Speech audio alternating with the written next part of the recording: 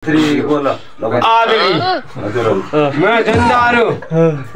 मेरा भेडा जनताहरू केपी शर्मा प्रचण्ड केपी ओली शेरबहादुरमा किन लाग्छ त भेडाहरू जनताहरू हामी सर्वसाधारण जनताहरूलाई काम गर्ने मास भात खाने जनताहरूलाई के हो त तिमी यसरी दबाउने हिजो किन गोली पट्के त चोरका लाग्दा हाम्रो सादा सोझा निमुखा पढ्न लेख्न सादा सिकमी कर्मी दाजु लड्नु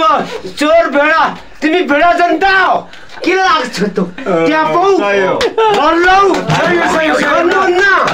हामीतिर लाग्नु हामीले स्वतन्त्र पार्टी भेडा जनता हो लाग्नुपर्छ यति भन्दै यही भेडा जनता नहुने